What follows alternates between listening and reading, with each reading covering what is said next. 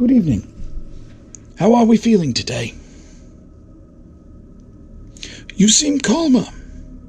That's progress. Let's talk. What's bothering you? What's bothering me, Doc? It's not me you should be worried about, right? See, it's what's happened. It's what's coming. Endless Winter wasn't just a show. It was chaos. So look at what happened, okay? Alright, so the Great Heathen Army, two Vikings and a wolf, okay? A wolf. Alright, so I guess they didn't like Marcellus taking the wolf's head, okay? Because they stormed the ring like it was some kind of raid, causing absolute chaos during the FAM versus TNT. Okay, so everybody thought that this match was going to settle everything once and for all. But no. Okay, so the Great Heathen Army, I guess they decided to write their own little saga. And now look where we are. But they're not done yet. Oh, no. You see, alright, Phoenix Quinn laid down the law. She said, Madness and Mayhem is a TLC match. Tables, ladders, and chairs for the NGW Tag Team titles. And here's the kicker. The Great Heathen Army gets all three of their members. All three in the match. Two Vikings and a wolf against FAM and TNT, and they only get two. Okay? That's not right. But that's the kind of madness this show is gonna thrive on. And you know what? I can't wait to see it. Because two Vikings and a wolf can walk into Madness and Mayhem and walk out with the gold. I guess maybe we're just living in their world now. Vikings and wolves and a battle over gold. It sounds more like a legend than reality. But to you, it's all very real, isn't it? Then there's this, okay? Dexter Roswell, NGW heavyweight champion, is going one-on-one with Mickey Midas again. Last time, these two just absolutely tore the house down. Alright, see, Dexter managed to counter Midas at the last second and roll him up and get a win. Classic Dexter, right? Alright, always one step ahead. Okay? But here's the thing.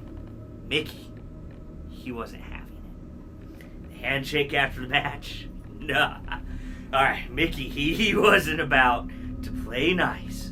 Not after coming so close and watching Dexter just walk away, title still in his hands. And you know what he did? Pretended to go and shake his hand.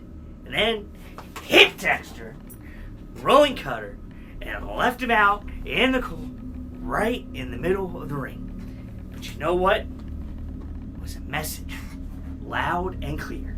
I'm not done with you. And now, here we are.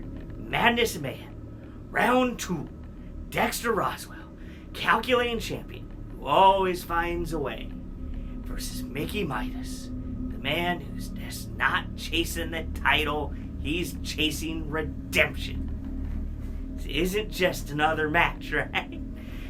It's personal. Mickey feels robbed. Dexter's pride is on the line after getting laid out like that. The question is, who's gonna walk out as the NGW heavyweight champion? Is Dexter gonna be sneaky and once again prove that he's the champ? Or is Mickey Midas gonna grab the gold and cement his place at the top? Only one thing's for sure though. When the bell rings, it's not just gonna be the title that's on the line. It's pride. It's payback. And proving once and for all who deserves to be the face of NGW. A politician and one fighting for redemption? Fascinating. Then we've got something historic happening at Madness and Mayhem. The tournament to crown the first ever NGW Women's Champion. continues. And the next match is going to be unhinged. Shazza McKenzie. All right. She's been here before. She knows what it takes to survive. She's wrestled all over the world, proving time and time again that she is one of the best. But this time, she's stepping into the ring with lovely Miss Larkin. And Larkin, think I'm mad? Nah. Let me tell you, she's not unpredictable. She's absolutely certifiable. You never know what she's going to do next. And that's what makes her so dangerous. She doesn't just wrestle her opponents, alright? She gets inside their heads. And if Shazza isn't careful, Larkin might just turn this whole tournament into her own little twisted playground. But let's be real. Shazza hasn't gotten this far by backing down from a fight, alright? She's fast, she's smart, she's got an experience edge, but you know what? The question is that gonna be enough? Or is Miss Larkin's madness gonna be the key, taking one step closer to the NGW Women's Championship? A tournament? A title? A woman that you call certifiable standing in the way? And yet you sound almost excited. Almost as if you want to see the chaos unfold. Interesting. And just when you think that Madison Mayhem couldn't get any bigger, here comes a challenge that nobody saw coming. Sid Holland, okay?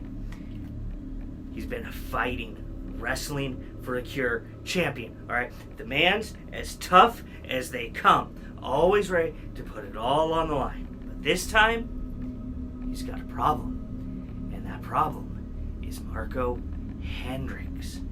Marco Hendricks, the fresh face in PYT. But don't let that fool you, okay? See, he's not just here to look good, he's here to make a statement. And what better way to do that than by taking out Sid Holland and walking away with the Wrestling for a Cure Championship gold. Alright? So, Playboy Double H has already said that 2025 is the year of PYT. And if Marco can pull this off, it won't just be a win. Alright? It'll be a kickoff of that prediction. But let's not forget, alright? Sid Holland, he went undefeated in NGW for 2 years, okay? He's built his reputation on grinding down his opponents and making them question why they ever decided it was a good idea to step into the ring with him, okay? He doesn't care how flashy Marco Hendricks is, how much momentum PYT has. All Sid cares about is making sure the Wrestling for a Cure Championship stays around his waist. And this one is going to be brutal. Marco Hendricks wants to prove that he belongs at the top. And Sid Holland wants to show him that earning the championship in NGW isn't as easy as just walking in and asking for a shot. A dominant force and the champion of Wrestling for a Cure, facing a diamond. Interesting. Sounds very hard-hitting. And then we have the NGW Lightning Division Championship on the line. Now, I tell you, this one has controversy written all over it. Preacher, the man, he didn't win the title. He took it the moment that TJ Kellis had the championship. Before he could even celebrate, before it could even be announced, Preacher was already cashing in his right to fight contract. 1 second, TJ was at the top of the world. The next, Preacher had his foot on his chest, holding up the Lightning Division Championship. And now this is Preacher's first title defense, and he's stepping into the ring with Logan Ridge. Now, if there's anyone who can shake up this title scene, it's Logan Ridge. He's got the raw, unrelenting style, keeps his opponents guessing, right? He's quick, he's aggressive, a little annoying, and he's not coming to play games. He's coming to beat the hell out of Preacher and take that title from around his waist. But you know what? Here's the thing about Preacher. He doesn't just survive chaos. He thrives on it, right? This man, he saw an opportunity, he took it when he cashed in. And you think he's just gonna let go of that title after everything he put together to get it? Not a chance. This match is gonna be a war.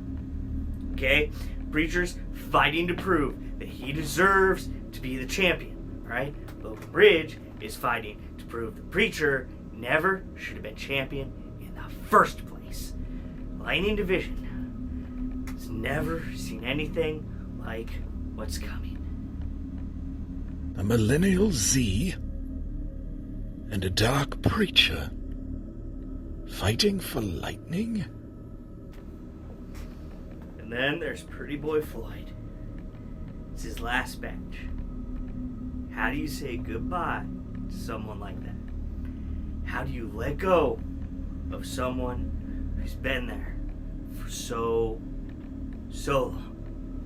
Let's not forget, last time Floyd stepped into the ring for a farewell match in IWA, he walked away a winner. But Cruz, he's made it clear he's going to do everything in his power to make sure that Floyd doesn't just ride off into the sunset with his hand raised. He's going to put Floyd on his back. 1, 2, 3. But Floyd isn't just about to let that happen. Not after 35 years. Not in his ring. This is not going to be a fight. This is going to be a war. Floyd is fighting for his legacy. And when that bell rings, when all is said and done, the question is Pretty Boy Floyd going to get the storybook ending that he has earned? Or will Ricky Cruz remind everybody why they call him the King of Chaos? This isn't just a match. It's the end of an era. A man dedicates nearly 35 years to something. And in the end, it all comes down to one final moment. One last chance to walk away on his own terms. It seems like you're carrying a lot. Wrestling can be intense. It's not just wrestling. It's madness and mayhem. And now everything's on the line. Do you understand? Okay? Do you understand at all what's at stake, right? All right, that's enough for today. Let's get you back to your room. No, I'm not going. See, I have to be there, okay? See, you don't get it. If I'm not there, he's gonna show up, okay? And if he shows up, then we've got some problems because no, he can't. I have to be there. It's fascinating, isn't it? How someone can lose touch with reality like that. We must make sure that he gets all the help that he needs. You are a true friend to him. Thank you for bringing him in, camera guy. I try to be good friend. I am a real camera guy. Please do not touch the camera. Sir, it's fine, I am camera guy.